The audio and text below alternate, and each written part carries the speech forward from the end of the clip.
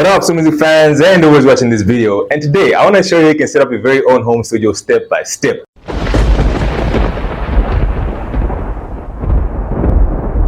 I'm going to walk you through what equipment you need, whether you're a producer, a rapper, a singer, songwriter, the best options for your budget, and how you can get it all connected so you can get started straight away. But before we dive straight into this home studio setup, if you haven't already subscribed to this YouTube channel and you watch my content and you like my context, give this video a thumbs up as I do have a goal of reaching 10,000 subscribers by the end of this year, and there's absolutely no way I can do without you. So if you can and you haven't already, please, I would really appreciate that. Secondly, if you end up being interested in any of the equipment I run in today's video, I will leave some links down in the description below. So without any further ado, let's get straight into setting up our very own home music studio. I'm Midi and this is Solo Music.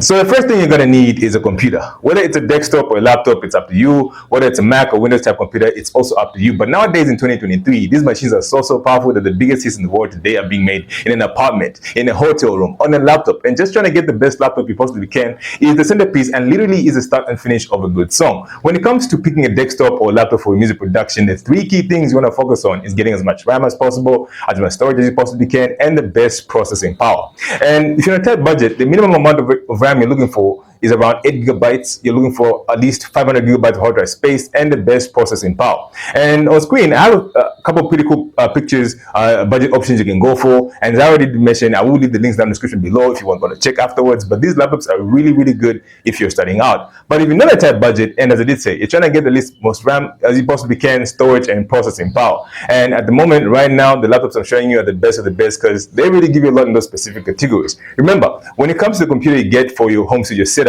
it is the centerpiece and the foundation for everything. So if you do cheap out, you are going to struggle in the long run. The second thing you need is a music production software, and this is just as important as your laptop because without a music production software, you can't make music anyway. So they do go hand in hand, and when it comes to getting a good music production software, there are quite a few out there that are the most popular and most used. But when it comes to which one is better than another, it's all about preference. The most popular music production softwares out there consist of Pro Tools, Ableton Live, FL Studio, Logic Pro, Cubase, Reaper, even Studio One, GarageBand, name it all. All of these softwares come at a really high price. So if you're in a tight budget, try and get the entry version of that software so that when you progress in future, you can always upgrade to the pro version and have everything that you need. So now that you've got your computer and your music production software, you can literally start making music. You don't really need all the equipment to actually start making a song and learning software and those kind of things. But when it comes to making the process a bit more creative and fun and just a more efficient, getting a few pieces of quality equipment can really make a big difference. And one piece of studio gear that makes a very big difference is an audio interface. For those of you who don't know what an audio interface is, it's the middleman between your computer and any microphone or instrument you want connected. Audio interfaces come in many different shapes and sizes, and at the end of the day, it's all about finding the right one for your specific needs. In my opinion, the best audio interfaces out there to go for, especially if you're starting out, and the most popular in most home studios, is a USB connecting audio interface. To get started, you literally plug in the audio interface into your laptop, you download the driver off the internet for a specific audio interface, and you're ready to go. And on screen, I've got a couple of pretty cool pictures of my favorite audio interfaces to go for, especially if you're in a tight budget. And if you're not in a tight budget, and if money really isn't the problem regarding an audio interfaces, here are a few that are really good for better preamp quality and for inputs depending on your specific needs.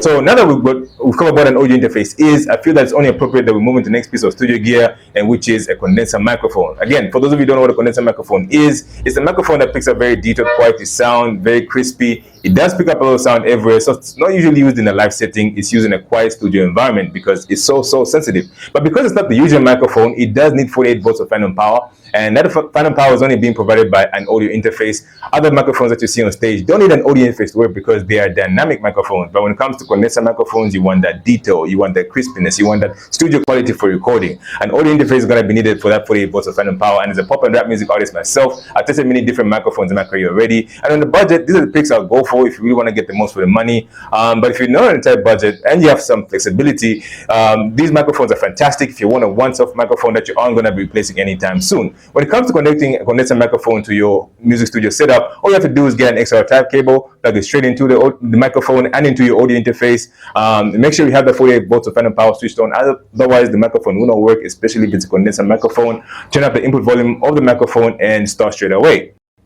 Now, the next piece of studio gear that is even more important than a condenser microphone is whether a producer or a vocalist is a quality pair of studio headphones. If you don't have money to purchase studio monitors, or you're someone who's in a small environment, you want to go, you don't have a big budget, getting a quality pair of studio headphones can really make a very big difference. I'm personally situated in a shop where I can't constantly be playing music loud on speakers, and most of the time I have to use my headphones when I'm making music, when I'm recording vocals, when I'm tracking. I use these so much more than any other equipment in my home studio setup. And because you're in a home studio environment, it's really important to get the honest truth of what your music sounds like. And that is why so many pairs of headphones regarding music production, mixing, and mastering are so much more expensive, because those headphones are trying to give you the flat, honest response of what your song sounds like. So when you export your music, it sounds good in the car, it sounds good in cheap speakers, and pretty much everywhere. The higher the price of studio headphones, the better they usually are giving you that truth and honest sound, especially if you're someone who's in a studio setup type environment. But if you're in a tight budget, there are definitely quite a few pairs of headphones that would do a very good job for you. Not just for music production, but also for tracking vocals,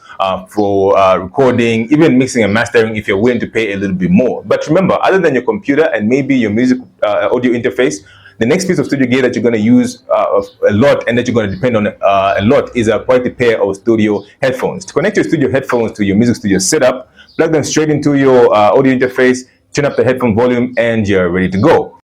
But before we talk about studio monitors, I first want to talk about something that's really important, and that is acoustic treatment. If you're recording in a home studio environment and sound is bouncing off the walls, and in order to absorb that sound, even diffuse it, getting good acoustic treatment can really help you get the best result for your music production, your mixing later on, just help you get the best result for your final project. And especially when it comes to studio monitors, they aren't going to be able to give you the best result you possibly can get if your room is acoustically treated. And if you're looking to get acoustic panels like these, I will leave the links down in the description below. It's very important that you don't neglect it. Now we move into studio monitors, and for the beginners out there, a pair of studio monitors help you get a flat frequency response when you're mixing a song, because music production is just the creative side of things. But in order to get the levels and the audio quality right and put everything together and mix it so it sounds professional and it's quality, getting a good pair of studio monitors can really help you do that. And if you're in a tight budget and you're looking to get yourself a pair of studio monitors, and you already have a great laptop, an audio interface, a pair of headphones, these studio monitors offer a great value at a budget price. But if you do have a little bit more money and you're looking to get yourself a pair of studio monitors that are going to last longer and that you're not going to replace anytime soon, these studio monitors do a very good job at also a very affordable price. And they do get more expensive as you go, but it's all about your budget and making a smart purchase decision for your setup.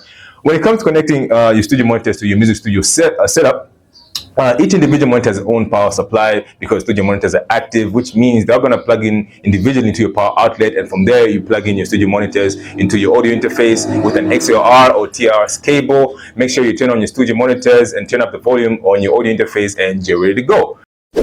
So the last thing I believe you need for your studio setup, especially if you're a producer, it's not necessarily for the rapper, singer, songwriters out there. It's a nice MIDI keyboard. And again, this isn't necessary. You can definitely do everything you need to do regarding music production, mixing and mastering, and having a home studio without one of these. But if you're a producer, the creativity that a MIDI keyboard offers, the fact or gives you, the fact that you can just play the sounds and get the melodies and even use your virtual instruments in your music production software a lot better, this is a really great project to go for. There are quite a few options regarding size, quality of the keys, and the features. And at the end of the day, it's all about finding the right one for a specific setup, how much space you have, and what you really need. If you're a rapper, singer, songwriter, and you're looking to maybe play keys and just create your own songs, you don't really need all the features a MIDI keyboard offers. But on the other hand, if you're a producer and like the drum pads and all the features with your specific software, going all out is not a bad idea. These are my kind of favorites. If you're looking for a small keyboard with a lot of features, or less keys with a keyboard offering more features. But if you do have a little bit more money, and again, if you aren't in a tight budget, here are a few options that offer fantastic quality and won't require replacing anytime soon. When it comes to connecting a MIDI keyboard to your home studio setup, in most cases, the keyboards are USB connecting. They plug straight into your laptop or computer, and you're ready to go. So that concludes this video on how to set up your very own home music studio step by step, especially if you're a beginner, and the gear I'd go for if I was a rapper, singer, songwriter, or producer type setup. And just a reminder, if you're interested in any of this equipment, links will be down in the description below. If you have any questions about today's video, just leave a comment down below and I'll try and get back to you as soon as I can. But other than that, thank you so much for watching this video. If you enjoyed it, please do give it a thumbs up. And if you loved it, subscribe down below, and I'll see you for another video next time. I'm Midi G, and this is Solo Music.